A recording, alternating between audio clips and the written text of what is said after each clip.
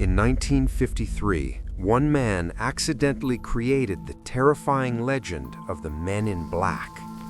Then, without warning, he burned his life's work and vanished into complete silence. Why would a brilliant researcher suddenly destroy his own thriving organization overnight? This is the forgotten origin story of a mystery that still haunts us today. It all started in Bridgeport, Connecticut, during the fall of 1952. Albert Bender was a quiet 36-year-old man living alone in a dark, cluttered attic. But his mind was focused on something far beyond his small suburban town. His bedroom walls were completely covered with hundreds of flying saucer newspaper clippings. Bender wasn't just casually curious about UFOs, he was absolutely obsessed. From that tiny wooden desk, he founded the International Flying Saucer Bureau. Within months, his small local group exploded into a massive global network.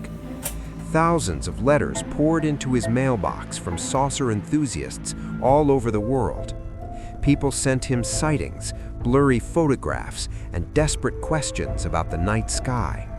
He tracked every single report using a giant map pinned to his attic wall. Bender believed he was getting incredibly close to uncovering a massive, hidden truth. He even began writing a comprehensive report that he planned to share with the world. But as his organization grew, a dark paranoia slowly started creeping into his life. He noticed strange, unmarked black cars idling at the end of his quiet street.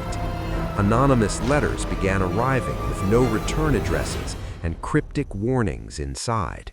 His telephone would ring late at night, but no one ever spoke on the line. He felt the heavy, suffocating sensation of being constantly watched from the shadows. Bender tried to ignore the fear and pushed forward with his explosive UFO report. He had gathered enough evidence to finally prove the saucer phenomenon was completely real. But some secrets are fiercely guarded by forces we cannot even begin to comprehend. Then came the terrifying night that changed Albert Bender's life forever. He was working late at his desk when the air in the room suddenly chilled. A foul, overpowering smell of burning sulfur began seeping through the floorboards. The hairs on the back of his neck stood up as his lamp began flickering. A sudden, blinding headache hit him with the force of a physical blow. Through the pain, he heard the slow, deliberate sound of footsteps climbing his stairs. He froze in his chair, completely paralyzed by an unnatural, overwhelming dread. The heavy wooden door to his attic slowly creaked open into the dim room. 3 tall silhouettes dressed in immaculate black suits stood silently in the doorway. They wore dark fedoras pulled down low, hiding their faces in deep shadow. But the most unsettling detail was that they weren't actually walking. Their polished black shoes hovered several inches above the wooden floor of his attic. As they glided into the room, Bender realized their eyes were faintly glowing. They did not open their mouths, yet their voices echoed directly inside his mind. They knew every single detail about his secret flying saucer research. They held his unpublished report in their hands, demanding he immediately cease all operations. The message was absolute: shut down the organization or face horrific consequences. They told him if he spoke one word of this, his family would suffer. The intense psychic pressure pushed Bender to the absolute edge of human sanity. Just as quickly as they appeared, the 3 men dissolved back into the shadows. Only the lingering, toxic stench of sulfur remained in the empty room. Terrified beyond reason, Albert Bender made a decision that shocked the entire UFO community. The very next morning, he permanently dissolved the International Flying Saucer Bureau. He mailed out a final bulletin stating the mystery had been solved, but remained secret. He packed away his files, locked his door, and refused to speak. For almost an entire decade, the father of UFO research completely disappeared from public view. His sudden resignation sparked wild rumors of government intimidation and secret agencies. People assumed the CIA or the FBI had silenced him to hide the truth. This very incident birthed the modern pop culture legend of the Men in Black. But the truth hiding in Bender's mind was far stranger than rogue federal agents. The years passed, leaving him an anxious, deeply haunted shell of a man. He jumped at shadows, constantly looking over his shoulder for men in dark suits. Friends noted he looked visibly aged, carrying a secret that was slowly eating him alive. The burden of silence eventually became heavier than his profound fear of the entities. Finally, in 1962, Albert Bender decided he could no longer keep quiet. He published a bizarre book titled Flying Saucers and the Three Men. The UFO community eagerly bought the book, expecting a tale of government cover-ups. Instead, what they read shocked them so much that many called him entirely insane.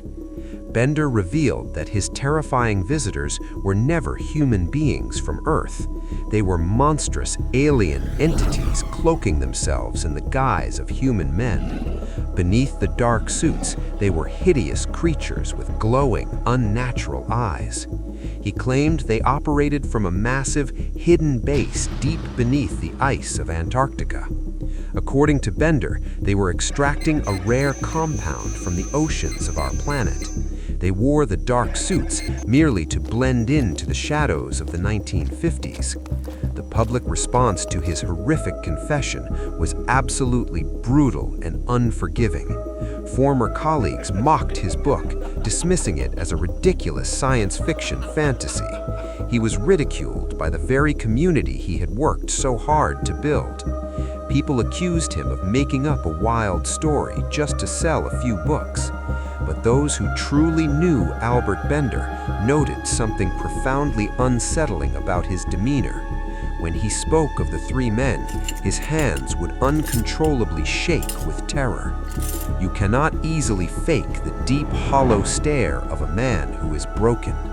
If he wanted fame, why did he hide in total silence for 10 long years? If it was a grift, why did he completely abandon his life's greatest passion? After the book's harsh reception, Bender retreated from the public eye once again. He spent the rest of his life managing a quiet motel in California. He flatly refused to give interviews or ever discuss the Men in Black again.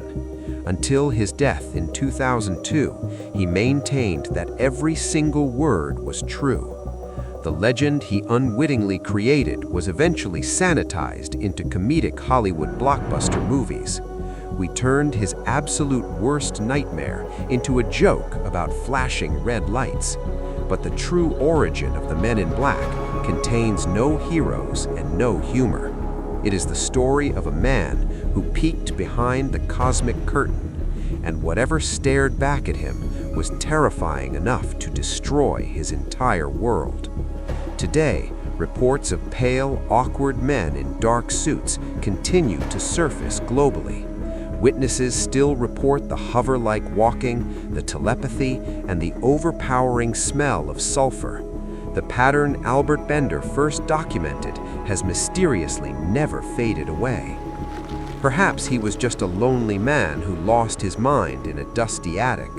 Or perhaps he stumbled onto a secret so dangerous it required immediate intervention. We like to think we are the undisputed masters of this lonely blue planet, but Bender's story suggests we might just be completely unaware of our roommates, hiding out of sight, wearing poorly fitting suits, watching our every single move. The next time you see a dark figure lingering under a street lamp, pay very close attention to whether their feet actually touch the cold concrete below. Because Albert Bender warned us a long time ago about what lives in the dark. And once they know you see them, they will come knocking on your door. The truth is out there, but you might not want to find it. Tell us in the comments below, what do you think really visited Albert Bender?